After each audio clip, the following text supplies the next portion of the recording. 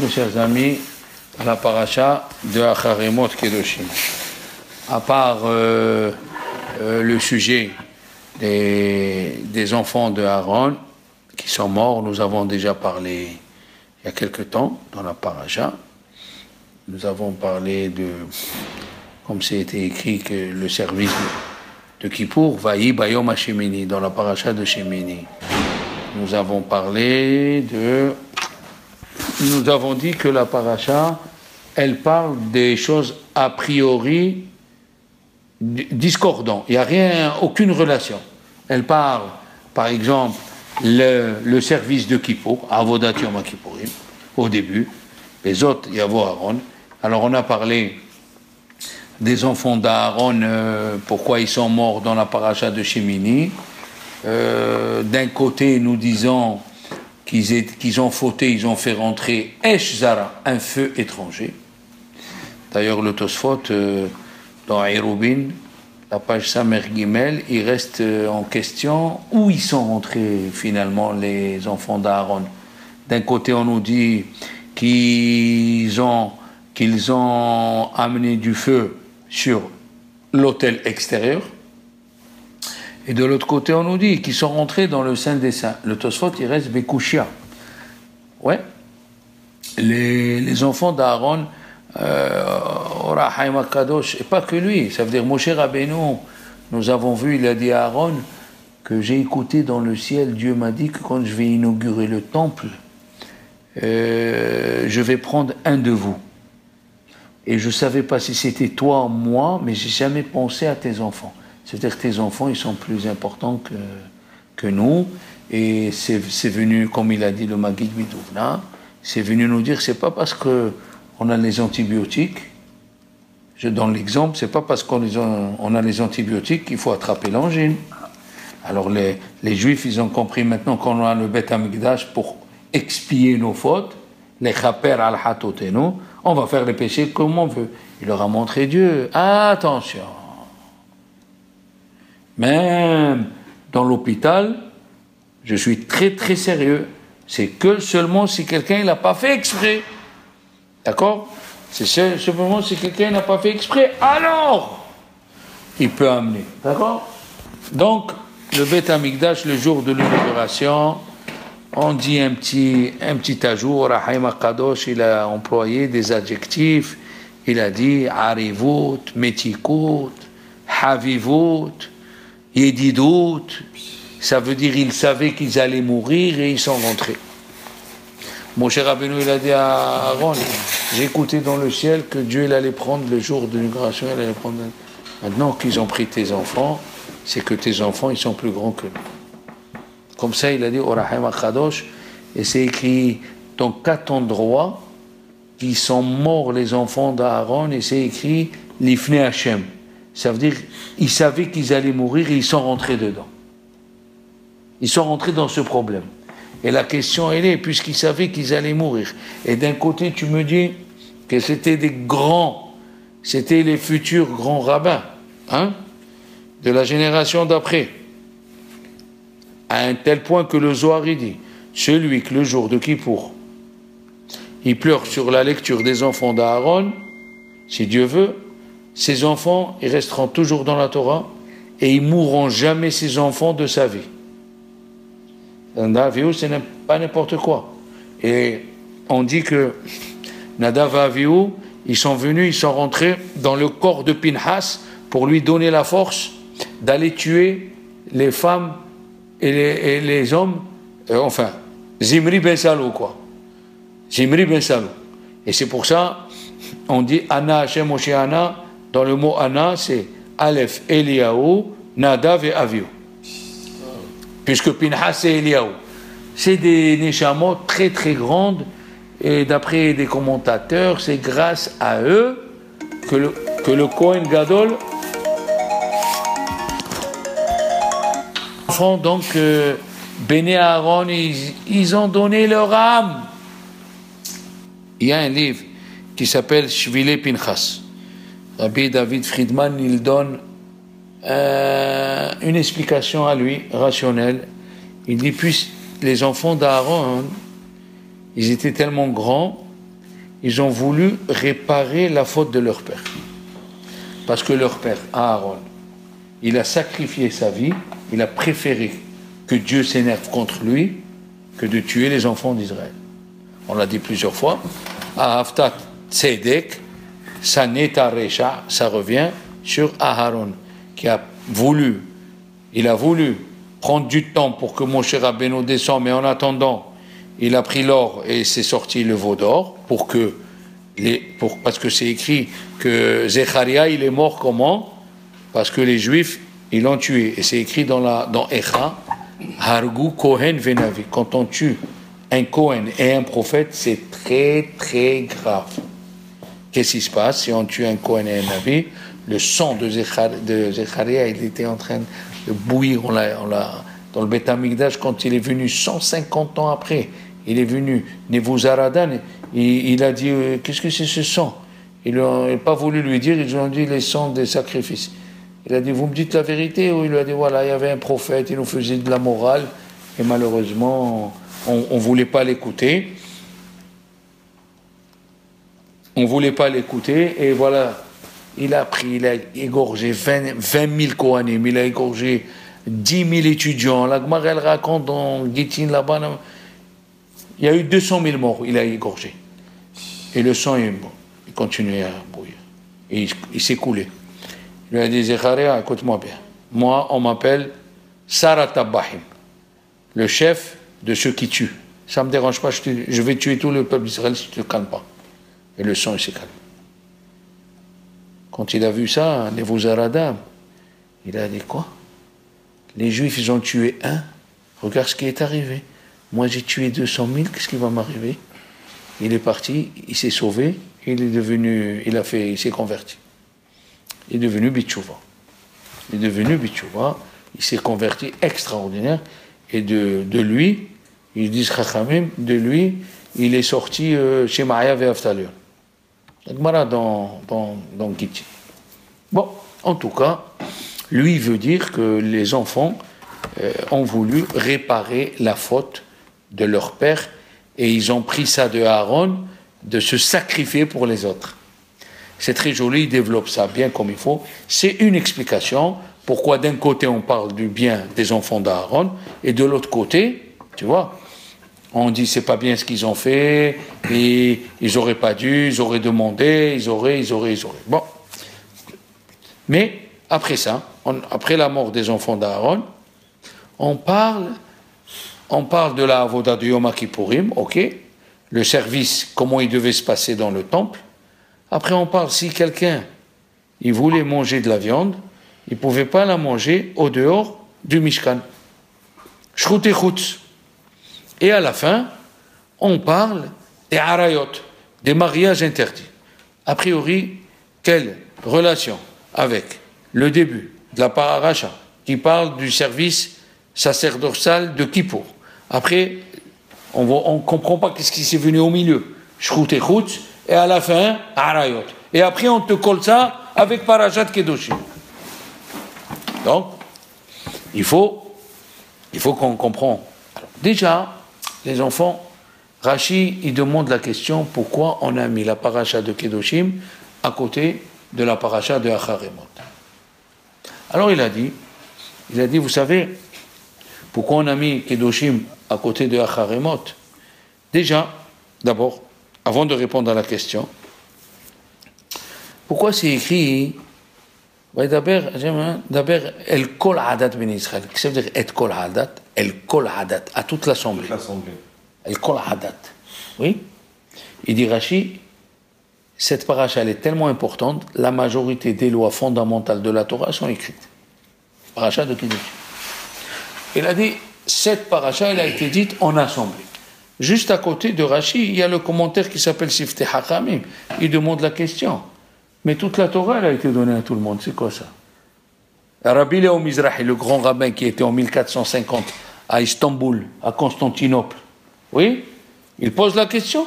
Il dit, mais comment? C'est écrit dans la Gemara, Moshe Rabbeinu, il enseignait à Aaron, et Aaron, il enseignait à ses enfants, jusqu'à que tout Israël connaissait toute la Torah.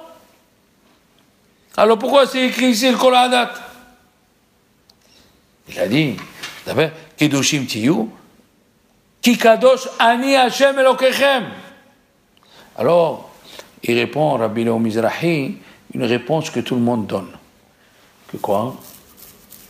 Que dans tous les enseignements que Moshe Rabbeinu a fait, il n'y avait que les hommes qui rentraient au Beth Midrash. Il n'y avait pas les femmes.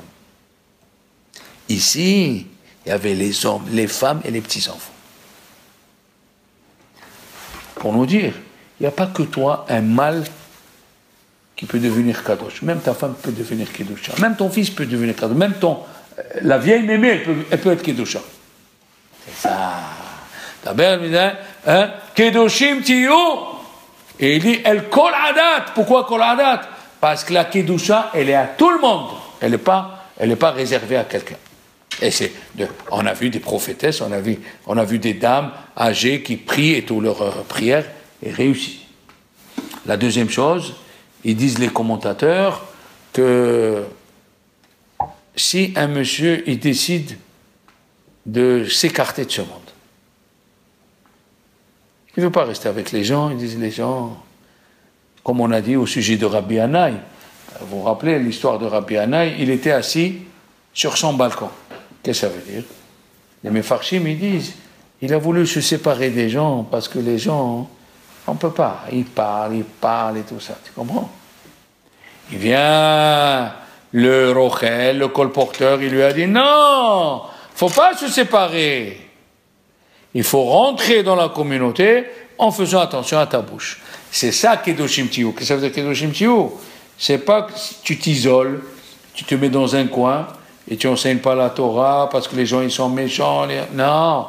El Kol Adat Ben Israël. Si tu donnes ta vie aux enfants d'Israël, tu seras Kadosh. Tu dois vivre avec eux tout en restant Kadosh. Parce que si Dieu t'a fait révéler des choses et eux non, ça ne veut pas dire qu'il faut te... Si Moshe Rabbeinu décidait de ne pas monter recevoir la Torah, si Yoshua il se mettait dans un coin, si tous les rabbanim se mettaient dans un coin, comment elle va être diffusée la Torah? C'est ce qui est arrivé au Maghreb. Au Maghreb, il n'y avait plus d'ishivot. On n'enseignait plus, on n'expliquait plus. Les gens ne savaient pas ce qui se passait. Fais! C'est bien fait. Non, c'est fini, il faut faire. Mais on veut comprendre pourquoi on fait, pourquoi on ne fait pas. C'est pour ça que c'est écrit que cette paracha. Après, Rabbi Léo Mizrahi, même le Torah Temima, il pose la question pourquoi c'est réédité toutes les interdictions qu'il y a dans les 10 commandements. Ne vole pas, il y a écrit ne volez pas. Ne ment pas, il y a écrit ne mentez pas. Et il y a écrit faites attention au mariage interdit. Pourquoi c'est répété? C'est écrit dans les 10 commandements. Les Chachamim me disent non. Dans les 10 commandements, Dieu il a parlé au singulier. Lotirtsa, lotinaf. C'est au singulier. Pourquoi? Il a donné un argument à Moshe Rabbeinu. Moshe Rabbeinu, il a fait l'avocat. Il a dit à Dieu, tu sais pourquoi ils ont fait le veau d'or? Toi, tu as dit, ne vole pas, ne tue pas, ne fais pas une idole. Tu as parlé au singulier, ils ont cru que tu m'as parlé à moi. Alors, dans Parashat Kedoshim, tout est répété au pluriel. L'oteshavero, vélo, vélo, vélo, vélo. Maintenant on comprend. D'accord? Maintenant on comprend pourquoi c'est répété au pluriel. Nous dire les 10 commandements, ils vous reviennent. Pour pas qu'il y ait quelqu'un qui dit ah non, il a parlé à quelqu'un. D'accord? Ça c'est la deuxième explication. Mais si on fait attention, Rachid dit Kedoshim Tiyu, soyez saints. C'est quoi soyez saints? Pourquoi on a mis la paracha de Kedoshim à la fin de la paracha de Hémor, les enfants? De quoi elle parle la paracha de Hémor? Des mariages interdits. Alors il a dit Rachid, tu veux être saint, éloigne-toi des femmes. La manismecha paracha Kedoshim le paracha taharemot, perosh mina arayot. Éloigne-toi. Il dit Rachid, kol makom she'ata motze geder erva, ata motze geder kedusha. Là où tu vois qu'il y a une barrière contre les mariages interdits, sache que tu es saint. C'est très bien, c'est avec... mais le Ramban, il dit non, c'est pas que dans les mariages interdits. C'est pas que dans les mariages interdits. Même dans le manger. Dans toutes les lois de la Torah, David, hein, on peut être, il dit le Ramban, la phrase du Ramban, Naval Birshut Torah. On peut être un idiot entre les mains de la Torah. Exemple. Shabbat à midi, il vient de la Sina. Il boit. Il y a écrit combien il faut boire Shabbat. Dans la Torah ou dans les Chachamim. Ils ont dit, bois les Shabbat. Le type, il descend la bouteille de vin et la bouteille de whisky. Donc, après manger, il dort de 2 heures jusqu'à la sortie de Shabbat. Il a fait un péché, non? Il a mangé glad bet Yosef, halak bet Yosef. Le vin, ouf, belir et iyad goy. Le goy n'a pas vu la bouteille pendant l'embouteille, quand on l'a mis en bouteille. Ah, donc halak bet Yosef, hein? Il a chanté, il a dit divrei Torah, mais il a dormi 6 heures. C'est ça le but du Shabbat. Que tu rato, minha, divrei beta midrash. Alors, le cours de Rachalou. Voilà, Hazak, le Ramban, il a dit non. Kedoshim tiyou, pas que dans les mariages interdits, même dans le manger. Oh, maintenant, on va essayer de comprendre, on va rentrer, rappelez-vous de ces 2 choses. Pourquoi on lit les mariages interdits le jour de Kippour? Pourquoi? Écoutez bien, le Tosfot dans Megillah, il dit une chose extraordinaire que vous allez comprendre. À Kippour, tellement Lo hayu yamim tovim l'Israël, oui, que yom Kippourim vetu be'av. Il n'y a pas eu. Pourquoi? Parce qu'à Kippour, on est tellement content que Dieu nous a pardonné, ouais. Les femmes, ils viennent habillées avec les bijoux et parfumés. Et les gens, ils voient. Elle vient la Torah le jour de Kippour. Elle nous lit la paracha des Harayot. Fais attention. C'est pas parce que c'est Kippour, tu dois voir. Israël, fais attention. D'accord? Maintenant, ça c'est la première raison pourquoi on lit la paracha de Harayot à Kippour. Tu l'as compris la première? Deuxième. La Gemara, elle a dit, les enfants, il y a 2 péchés où tout le monde court. Rubam Bagezel, la majorité, ils sont dans le vol. Pas comme le vol, vous comprenez, vous, ou moi. Les petits vols. Pas voler. Il est parti dans la main. Là. Il y a beaucoup de choses qui s'appellent voler. On va parler de ça, si vous voulez. Rubam Bagezel, la majorité, ils sont dans le vol. Mi'utam Ba'arayot. Une partie se font prendre par les femmes. Oui. Vekulam be'avak lashonara. Tous, ils sont dans la poussière du lashonara. La poussière. Il vient le Rambam, il dit, le Rambam dans Ilchot De'od, le dernier père qu'il dit, aujourd'hui, Vekulam, pas be'avak lashonara, Vekulam be'lashonara. Alors, c'est quoi la majorité? C'est du vol. Des fois, tu es ami avec quelqu'un. Tu es ami, mais quoi? Comment tu vas dire? Très proche. Intime. Et tu veux faire une chose sans lui dire. Alors que lui, il te dit quand il fait. Mais si tu ne lui dis pas, ça s'appelle voler.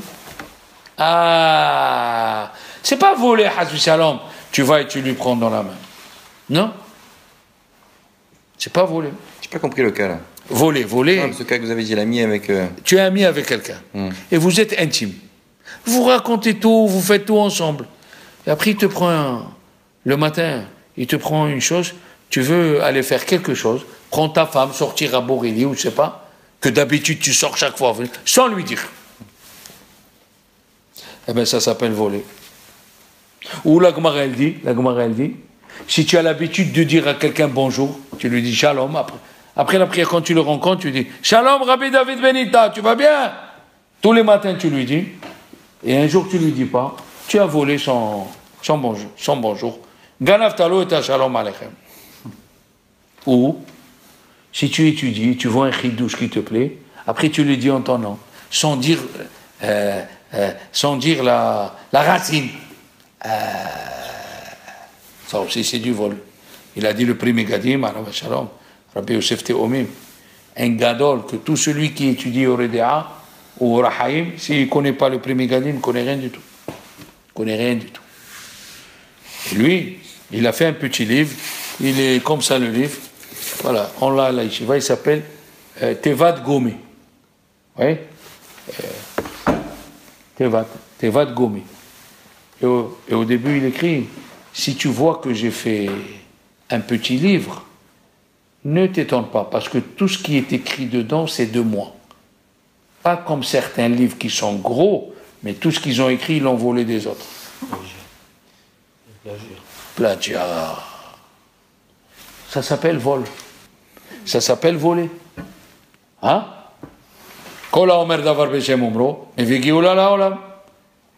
C'est pour ça que Rabbi Yochanan, dans la Gemara de Kritout, une fois, il a écouté quelqu'un qui disait une halakha, il a dit « Comment? Mais il a écouté de moi !» Et il s'énervait, Rabbi Yochanan. Et tous les commentateurs ils disent « Mais pourquoi il s'énerve? Dans le ciel, on sait qui c'est qui l'a dit. Le fils de Rabbi Ovadia Yosef, il a fait un pile-poule sur ça, fantastique, dans son livre. Pourquoi il s'énerve?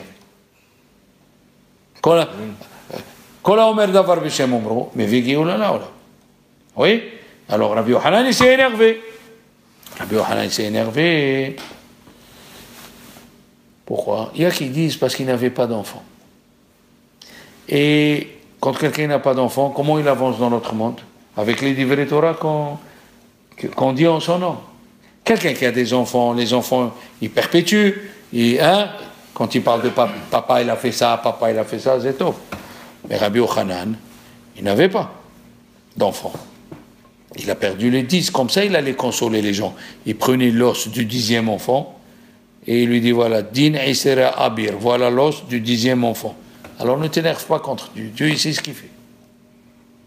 Il allait consoler les gens.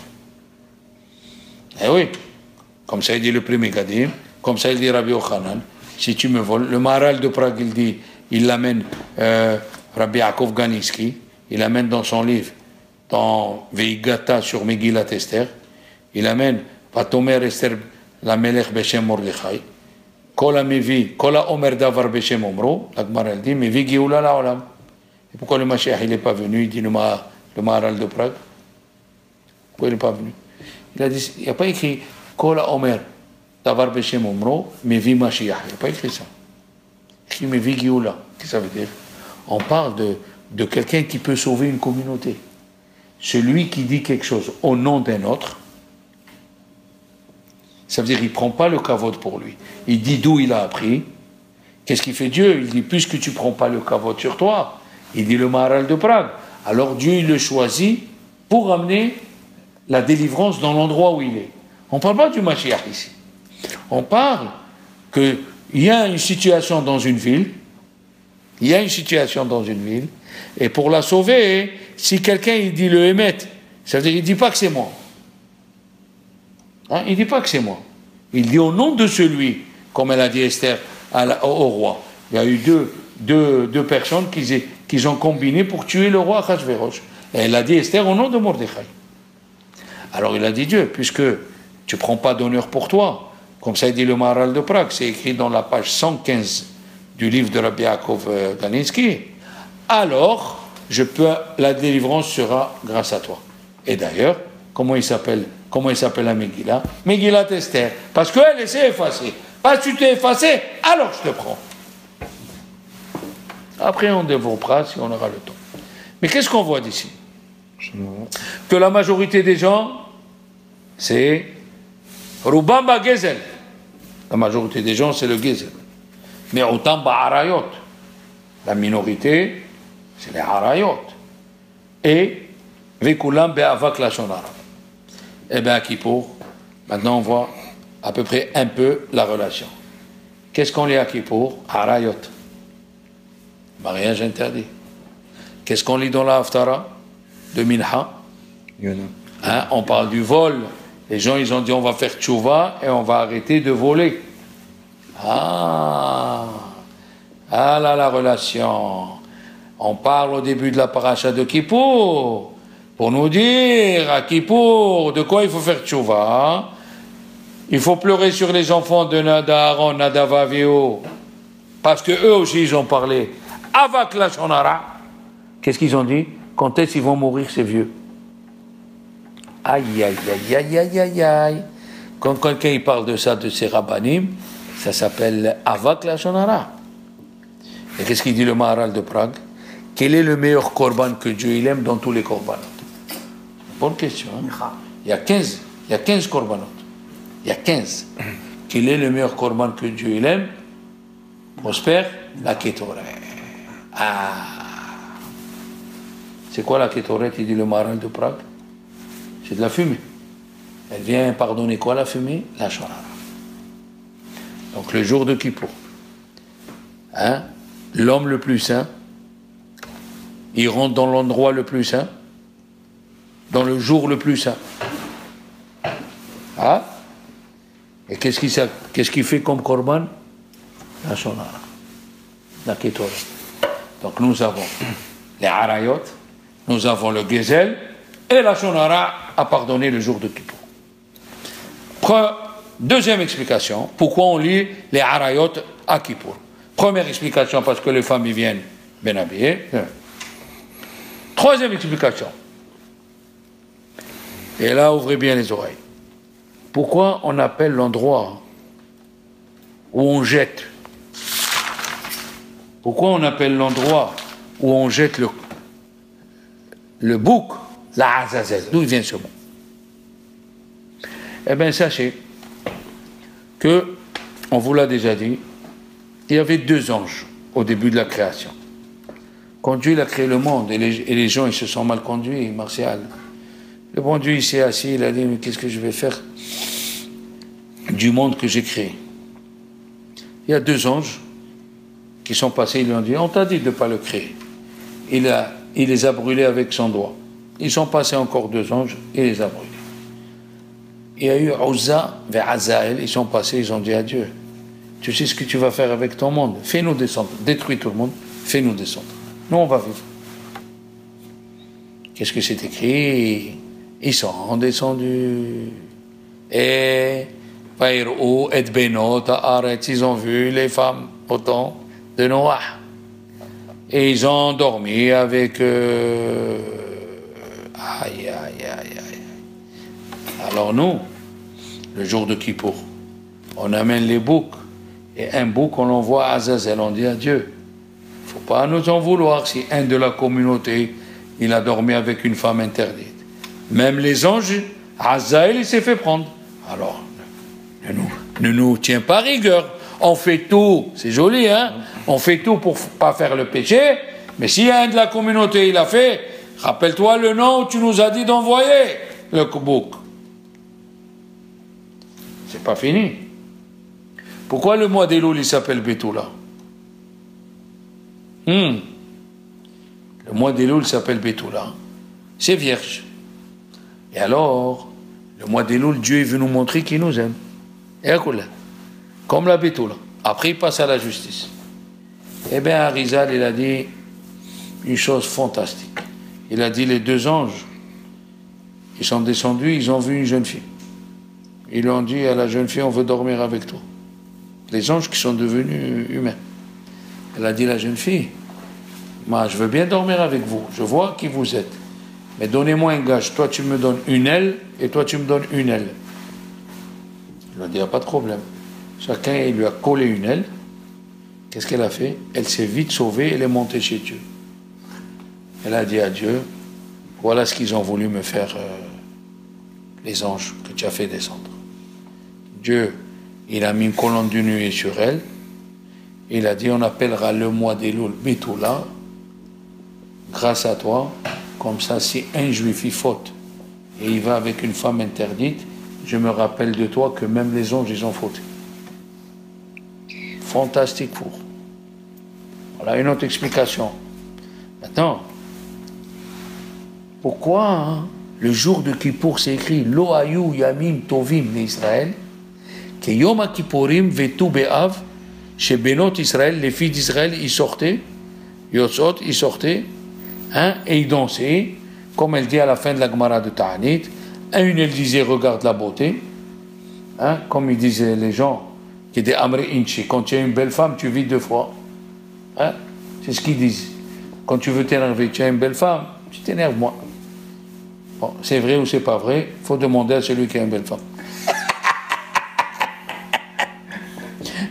Des fois, c'est mieux d'avoir une femme pas trop belle, comme ça les gens en ville, ils l'embêtent pas, tu comprends. Moi, je connais une famille, le type, moi je te dis franchement, la famille de ma femme, hein, un type, il s'est marié avec une très belle femme, eh ben ils allaient divorcer parce que elle était enfin, tout le monde voulait la séduire. Attirante. C'est pas évident d'être. Attention, la fille du Ktaf Sofer, la fille du Hatam Sofer, ou du Ktaf Sofer, je sais pas. Elle était très belle. Elle a dit à son père, papa, tous les élèves de la yeshiva, quand je sors, ils me regardent. Il lui a dit, alors qu'est-ce que tu veux? Il lui a dit, prie que je sois moche. Waouh. Ouais. Elle a prié qu'elle soit moche. Et elle lui a dit, puisque ta beauté, tu l'as donnée à Dieu, que Dieu te la redonne dans la Torah. Elle a eu un fils qui était Gaonador. Alors, le jour de Kippour, les filles, ils sortaient pour chercher un mari. Pourquoi le jour de Kippour? Parce qu'on jeûne. Hein? On jeûne à Kippour. Les enfants. On va arriver à Matan Torah. Oui? La Gemara dans Chagiga, qu'est-ce qu'elle dit? On ressemble aux anges dans 3 points et on ressemble aux animaux dans 3 points. On ressemble aux anges dans 3 points. On marche debout. Et les anges, ils marchent debout. On a une neshama. Les anges, ils ont une neshama. On parle la Shona Kodesh. Les anges, ils parlent la Shona Kodesh. Par contre, on a 3 points qu'on ressemble aux animaux. Les animaux, ils se reproduisent. Ils mangent et ils vont aux toilettes, quoi. Et nous, on fait comme ça. Qu'est-ce qu'il fait Dieu? Pour Shavuot, il veut pour Shavuot, et on va faire la corrélation avec Kippour. Comme ça, il dit le Rav Gedaliahu, Or Gedaliahu, un Gaon, Atsum Tzadik. Il a dit, avant Shavuot, qu'est-ce qu'il nous fait Dieu? Il nous dit, éloigne-toi des femmes. Pendant 3 jours, on s'est éloigné. Il nous a donné le manger de la manne. On ne mange plus comme les gens. Hein? On s'est séparés. Le manger, la manne, on ne pouvait pas aller aux toilettes. Alors qu'on est devenus comme des anges. On peut recevoir la Torah. Kippour, Otodava. Le jour de Kippour, on ne mange pas. On est séparé de sa femme. Et on passe toute la journée à prier. Jusqu'à que le Satan lui-même, il dit à Dieu, tu as un peuple en bas qui ressemble aux anges. Il est habillé en blanc. Il y a des gens qui s'habillent en blanc, non? Il y a des gens, ils ont le costume en blanc. Et alors, on est séparé de la femme. Oui. Et bien sûr. Et tout ça. Alors, maintenant, qu'est-ce qui se passait le jour de Kippour? Écoutez bien. Quand il va venir le Mashiach, la Avoda, le service de Kippour, se passait à Jérusalem. Mais dans tout Israël, on ne faisait pas toute la prière comme on fait maintenant. Il y avait le Rav. Après, Shahrit et Moussaf, ils nous racontaient comme ça. Voilà ce qui se passe. Voilà. Après, presque comme si on était au Maroc. Au Maroc, on finissait la prière de Kippour le matin. Shahrit et Moussaf, 11h30. On allait dormir jusqu'à 4h. Ou étudier. Eh bien, au temps du Beth Amikdash, ça va être encore plus long. Alors, les filles sortaient. Et bien, les Chachamim ont institué la paracha des Arayot. Fais attention. C'est vrai que tu peux sortir pour te marier, mais ce n'est pas une raison pour profiter de tes yeux, de ce qu'ils vont voir. Oui, mais c'est contradictoire. Et voilà. À Kippour, il peut venir le Yetzirara, des femmes. Et c'est ce qu'il a dit le Tosfot au début. Le Tosfot, il a dit ça au début, qu'à Kippour, il peut venir le Yetzirara des femmes. Eh oui. Maintenant, écoutez bien. Il y a un Rav qui était à Londres, il s'appelle le Rav Diner. Il a dit, la paracha, elle parle de Kippour. Et après, elle parle des korbanot qu'on ne peut pas sacrifier au dehors du Beth Amikdash. Ok. au dehors du Beth Amikdash, on ne peut pas sacrifier. Si quelqu'un il te voit, prospère, le jour de Kippour, tu fais sortir du Beth Amikdash les animaux, tous les animaux qu'on sacrifie au temple à Kippour, oui, on prend les animaux, le sa'ir, tout ça, on le fait sortir et on les brûle dehors. Un homme simple, qu'est-ce qu'il va dire? Que c'est permis de sacrifier les animaux dehors du Beth Amikdash. Ah oui. Eh bien, la Torah dit, ne fais pas comme je fais moi. Ma maison à moi, c'est pas comme toi. Comme ça, il a dit le Orachem HaKadosh. Quand on a construit le Mishkan, Shabbat, on allume le feu. Les Kohanim, ils allument le feu. Ils font la Shechita bi Shabbat. Ça fait partie des 39 travaux. Pourquoi? Orachem HaKadosh, il dit, là, je suis chez moi. Moi, je suis Dieu. Je ne suis pas un être humain qui a besoin des interdictions pour s'élever. Tu as compris la différence? Dans le Beth Amikdash martial, le Saint des Saints, il y avait les chérubins. Et comment? D'un côté, tu me dis, ne fais pas la photo des gens qui sont dans le ciel. Vous savez que c'est Assour, même un petit, qu'il apprend à lui faire le soleil. C'est Assour à un petit, comme ça il dit le Rav Wosner, comme ça il dit Rav Moshe Feinstein, comme ça il dit Rav Ovadia Yosef. C'est Assour d'apprendre à un petit de faire le soleil ou la lune. Parce que c'est écrit, ne faites pas, ne représentez pas en photo, ni en dessin, tout ce qui est dans le ciel. Mamash, c'est écrit dans le Shulchan Aruch.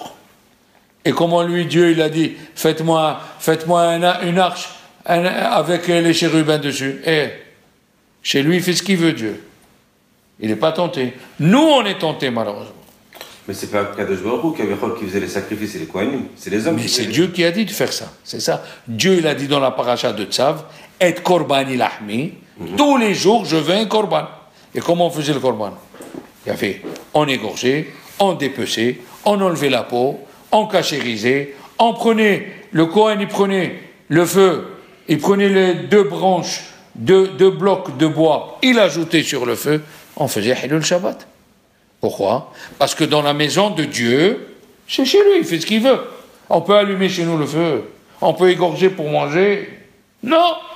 Comme ça dit la Gemara, c'est Hilul Shabbat. La Gemara, elle demande encore mieux. Elle dit, quand Dieu il fait la pluie, mais il déplace du domaine public au domaine privé, comme ça dit la Gemara de Haïroubin. La Gemara répond, mais tout le monde entier c'est son domaine. C'était juste pour répondre comme ça, mais en vérité Dieu il fait ce qu'il veut. Hachem il fait ce qu'il veut. D'accord? Alors, c'est pour ça, le Rav Diner il a dit, comme vous voyez aujourd'hui, on a déjà parlé, on ne montre pas le 0A. Quand on fait le 0A, on ne le prend pas dans la main. Je vous l'ai dit, c'est Assour. On le montre. Pourquoi si on le prend, qu'est-ce qui se passe? Qu'est-ce qu'il va dire l'enfant? On peut sacrifier le Korban Pessah dehors du Beth Amikdash. Est-ce que vous avez vu chez vous, dans votre vie, papa qui a acheté de l'agneau et il a fait griller le soir de Pessah? Et pourtant, c'est permis de cuisiner. Aucun juif dans le monde ne mange l'agneau grillé le soir de Pessah. Pourquoi? Pour pas que les enfants ils disent, c'est moutard de sacrifier le Pessah au dehors du Beth Amikdash. Il y a des choses qu'on doit apprendre pour pas se tromper. Tu comprends? Alors pour pas que le juif il voit qu'on est en train de mettre au dehors les korbanot de Kippour, on les brûle dehors, il va dire que c'est permis de sacrifier dehors. Ah, c'est pour ça. C'est ça le kécher. Vous pensez vraiment que maintenant les gens ils pensent comme ça, avec tout ce qu'on perd malheureusement? Mais c'est ça, on a peur qu'ils pensent comme ça. Comme par exemple, la veille de Pessah, l'après-midi, c'est Assour de travailler. Pourquoi? Parce qu'au temps où on a amené les korbanot, le jour où tu amènes un korban, c'était Yom Tov, c'est Assour de travailler. On fait tout pour se rappeler parce que l'esprit humain, il compare des choses, il ajoute des choses que ça va pas. Il s'en rappelle. Maintenant, les enfants, Chachamim ils disent, encore mieux, tu veux être kadosh, hein, le jour de Kippour, on est kedoshim. On ajoute même une prière, la Ne'ila, c'est le seul jour. Tu veux que cette kedusha, elle continue, tu veux avoir chez toi, comme tous ici, on aime les chansons de Kippour, tu veux continuer, tu veux poursuivre. Eh bien, regarde dans la paracha de Acharemot, de quoi elle parle? Du manger et des mariages interdits. Tu veux que chez toi, tu aies cette ambiance-là? Fais attention à ce que tu manges et fais attention au dinim de toucher une femme, pas toucher une femme. Si elle est permise ou elle n'est pas permise. Ça, c'est très important. Tu veux continuer à Kiddusha? Et maintenant, c'est bien parce que ça se rejoint le Ramban, qu'on a dit au début, et le Rashi. Le Ramban, il dit, c'est pareil que le mariage interdit qu'il faut faire attention. Même le manger. Chez l'oyer, naval, birshut à Torah. Pour pas qu'il soit idiot entre les mains de la Torah. Alors, maintenant, on a le kesher. Le kesher, c'est quoi? Monsieur, tu veux sentir la kiddusha que tu as chez toi? Eh bien, fais attention à ce que tu manges. Halak bet Yosef, et pas beaucoup. Et fais attention à tes enfants, à qui ils parlent et à qui ils ne parlent pas. Comme ça, tu as la kiddusha à la maison. C'est extraordinaire.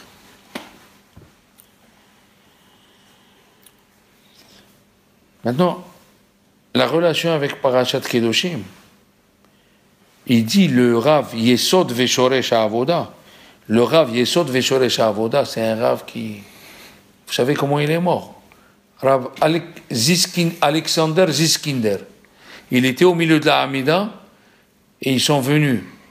Les Mongols, les Cosaques, ils lui ont fait rentrer l'épée d'en bas jusqu'à la tête. Même pas il l'a senti, tellement il était dans la Hamida.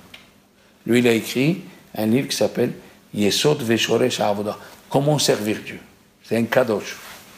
Tout le monde dit que il était Gilgoul. Eh bien, lui, il dit, tu ne peux pas accomplir la Torah si tu transgresses deux choses. Ve'aftal ereacha kamocha et betzedek tishpot amiter. Tu peux pas. Tu ne peux pas accomplir et rester dans la Torah si tu ne fais pas ces deux mitzvot. Il faut les faire absolument. Aimer ton prochain comme toi-même et juger ton copain du bon côté. Et kavzerut. C'est pas possible, tu ne peux pas avancer dans la Torah. Et la bienveillance. Il a dit, Rabbi Haïm Volojin dans son livre, c'est écrit dans la Mishnah, Asile Harav. Fais-toi un Rav. Ça veut dire fais-toi un Rav. Comme il a dit Jonathan, il y a des gens, ils veulent demander à des gens qui savent qu'ils vont, quand il veut, il est tolérant. Voilà, comment tu as compris? Assez les harav. Ou kne les haver. Il faut acheter un copain parce que il prend du temps à t'écouter, à t'aider. Et qu'est-ce que c'est écrit à la fin? Ve'evedan et kol adam le kavzechut. Et juge ton prochain avec bienveillance. À Rambam midi. Dans la mitzvah Kuf Ain Zain, c'est une mitzvah absolue de juger son copain avec bienveillance. Comme ça le dit le Rambam, c'est une mitzvah obligatoire de juger. Le Admour Mikosk, il dit, tout ce que Dieu il a créé, c'est pour le bien. Alors il demande, pourquoi Dieu il a créé un esprit tordu? On dit qu'il a l'esprit tordu.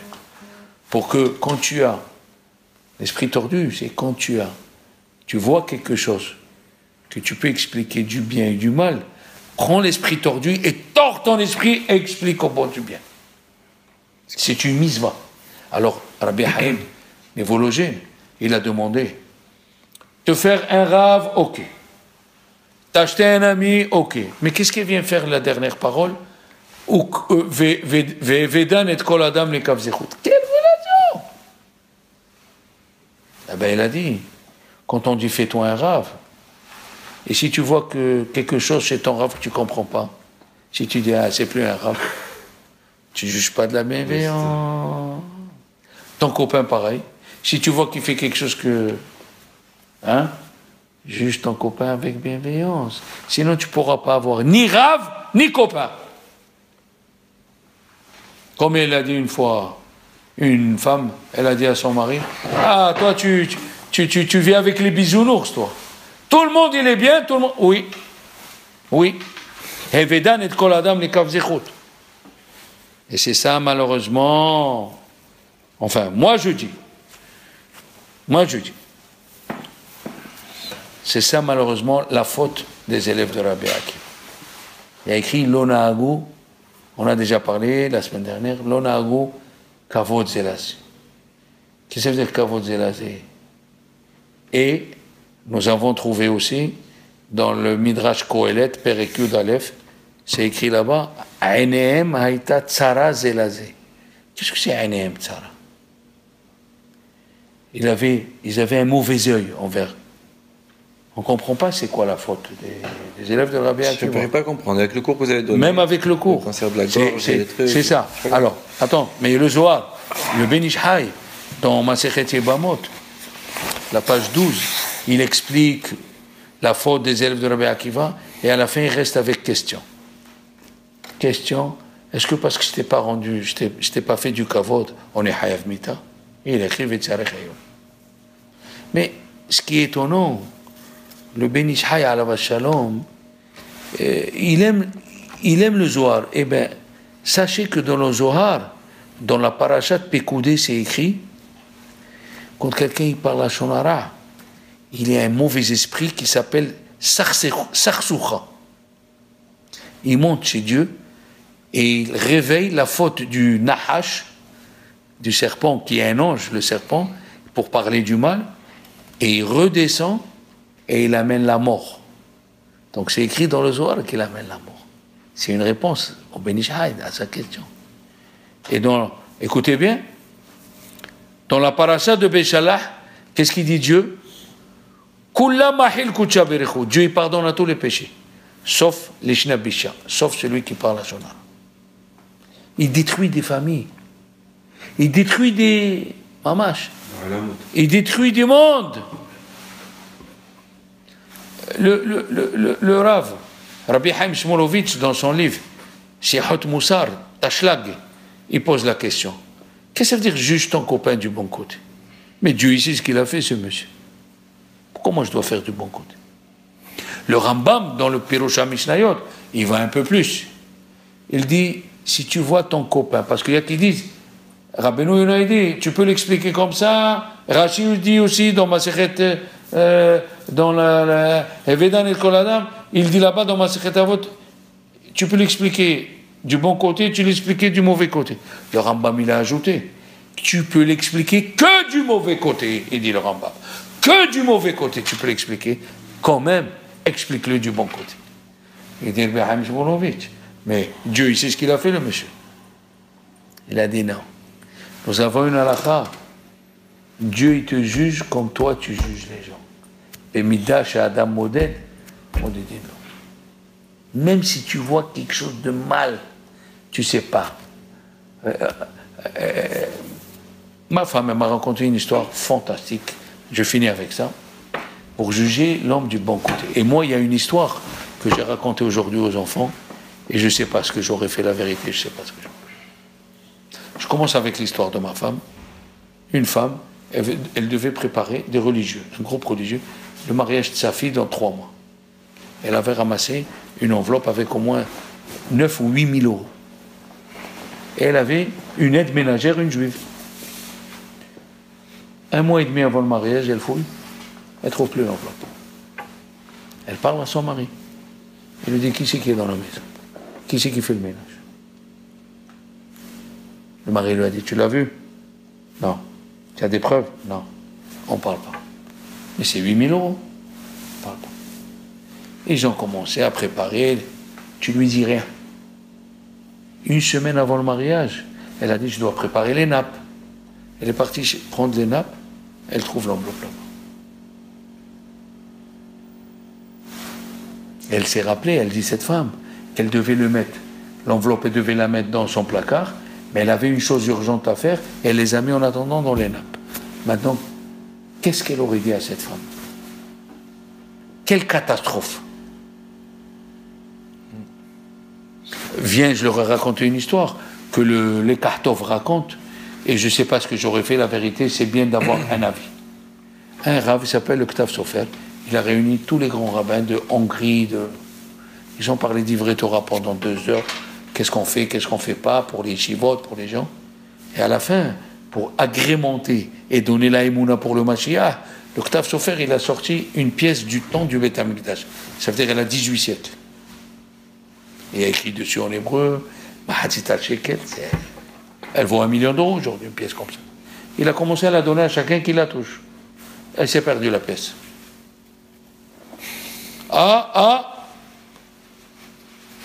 Allez, cherchez un quart d'heure. Après un quart d'heure, on va fouiller tout le monde. On est obligé. Tu t'imagines avec les rabbanim. Il s'est levé un, il a dit, s'il vous plaît, encore un petit quart d'heure de Tehillim. Tehillim, il a dit, il faut fouiller. Il a dit, un petit quart d'heure.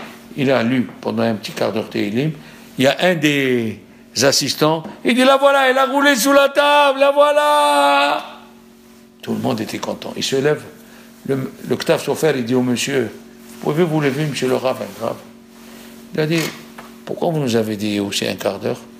Il fait rentrer la main dans la poche et il sort une autre pièce, la même. Il dit, moi aussi j'ai eu la même idée que vous, d'amener la même pièce du Beth Amikdash. Maintenant, si on n'avait pas trouvé la première, moi je ne sais pas ce que j'aurais fait. Comment tu vas croire quelqu'un que lui il a amené la même pièce? Comment? Une pièce rare, comment? Toujours je suis resté avec ce point d'interrogation. Juge ton prochain du bon côté. C'est dur. C'est une histoire où... C'est une histoire vraie. C'est une histoire vraie, mon frère. C'est une histoire vraie. Comment tu vas faire? À Nathan, il y a un type, sa mère, elle était d'Allemagne. Elle a reçu de l'argent, indemnité. Et elle avait 3 fils. À chaque fils, dans la semaine de Sheva Barachot, elle rassemble tout le monde à la maison et elle offre à la belle-fille un diamant, 2 carats et demi. C'est pas mal. Le 3e, elle leur fait à la 15 jours après, ils entendent que la belle-fille, elle a perdu la bague de 2 carats et demi. On rigole pas ici. C'est du 20 000 ou 25 000 euros. 2 jours après, le mari, il est rentré dans la salle de bain, il lui dit, j'ai trouvé, tu l'as mis là, je l'ai déplacé, je voulais me laver. Alors elle a appelé vite sa belle-mère parce que toutes les tantes, ils ont commencé à parler du mal d'elle. Elle a dit, mamie, on a trouvé. Quoi? Venez tous à la maison. J'offre les beignets, tout le monde est venu. Voilà là. Voilà. Jusqu'ici, c'est bon. 6 ans après, elle a eu des enfants. Les doigts, ils ont grossi. Elle est partie chez le bijoutier de la belle-mère. Le bijoutier de la belle-mère pour agrandir la bague. Il vient chez le bijoutier, s'il vous plaît, vous pouvez m'agrandir la bague. Alors il dit, ah, c'est pas... D'habitude, c'est votre mari qui vient. D'habitude? Quelle habitude? Je viens réparer la bague. Il a dit, non. Tous les mois, votre mari, il amène 1000 shekels pour payer la bague qu'il a achetée. Alors mon fils, maintenant, elle est rentrée, cette femme, et s'est mise à pleurer. Elle a accusé son mari, ça fait 5 ans, et à chaque fois qu'on s'asseyait, elle dit, oh, attention, ne fais pas comme mon mari, hein, il m'a perdu une bague de 2 carats et demi, après il l'a retrouvée. Maintenant, juge ton prochain du bon côté. Azak.